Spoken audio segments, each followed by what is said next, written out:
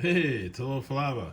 Leotard Dr. John Peterson here, TE2 Edge Sports Cards with TE2 Consulting. Thanks for checking out this video. I really appreciate it. Splendid mail day, and I just want to wish everybody a happy Monday, happy work day. For those that are out there working today and have a little time, thanks for checking out the video. I'm going to keep this one quick. If you haven't already, hit the subscribe button, hit the like button. Really appreciate folks who have already done so. We have hit quite a few subscribers in the last month.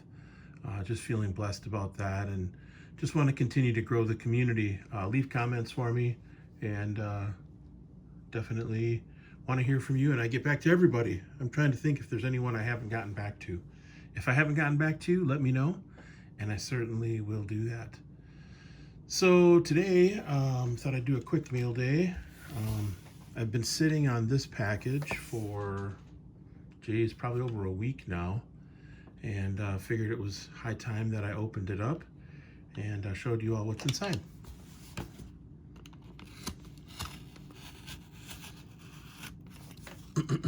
Excuse me. So I picked this up, over a month ago. Maybe not quite a month ago.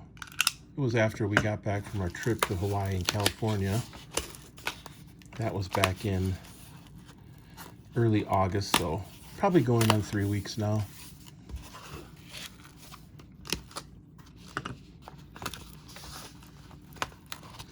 And got this off of eBay. And it was authenticated.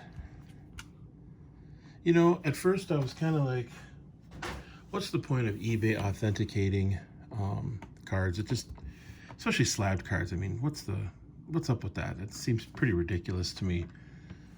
But I think as the last few months have proven, the authenticators are, some of them are slacking a little bit in terms of their capacity to authenticate, because we are getting cards that are getting slabbed that are not authentic, that are either trimmed or pressed, doctored up. What was the one on Golden recently? A Tom Brady National Contenders auto was, I think it's called National Contenders. I'm not so familiar with those cards, so forgive me if I don't say it right.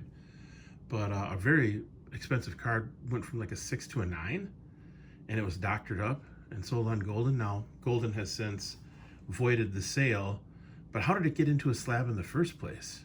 That's crazy, man. I don't even know how people are allowing that to happen. Part of the process involves trust. And if you can't trust the authenticators to correctly authenticate the cards and the memorabilia, that's a huge issue in the hobby. That's a huge issue.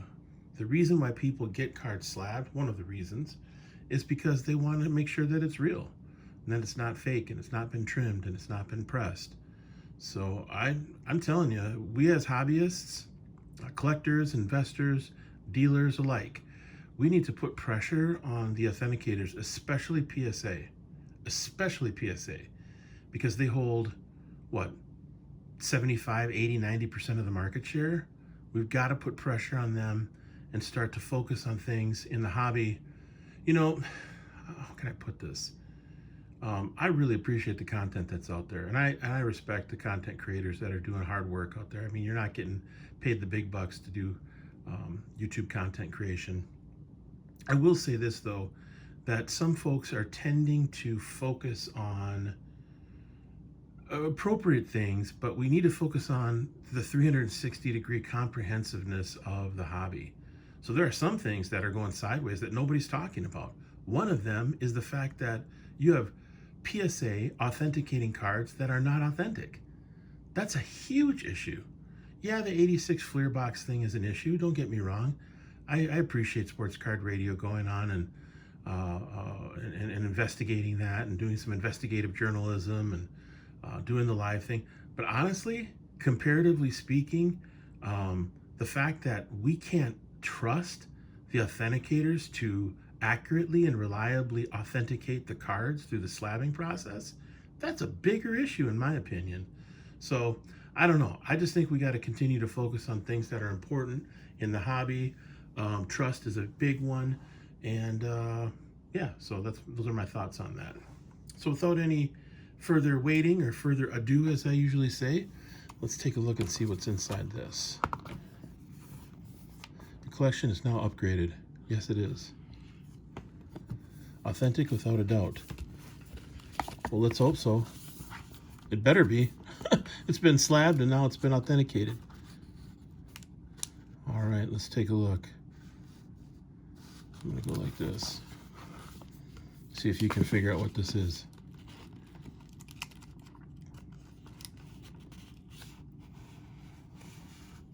Hey, the Splendid Splinter. The Splendid one. Oh, Teddy ball game. Had to pick this up as part of the 56s that I have. Pull this out of this jacket or holder, whatever you want to call it. So I found this. I have been casing, looking at 56 Ted Williams cards for the better part of a month now. After I picked up the mantle, well, the first two cards that I picked up for the 56s, the big cards, were I picked up the Clemente. I've had 3 56 Clementes. I sold one of them, and then I've got 2 others. One's a 7.5, and the other one is being regraded. And then I picked up. I have a maze that I picked up from a gentleman off of Facebook, and then I picked up the Aaron and the Mantle. That was back in July. And so this is the most recent 56 pickup that I've added to the 56s. I thought this card looked fantastic. I'm gonna zoom in here a little bit. To me, the centering, I don't know, looks pretty centered. I don't know. What do you think? Corners look pretty sharp. Coloring looked good. Didn't look like there was any sort of surface stuff, defects.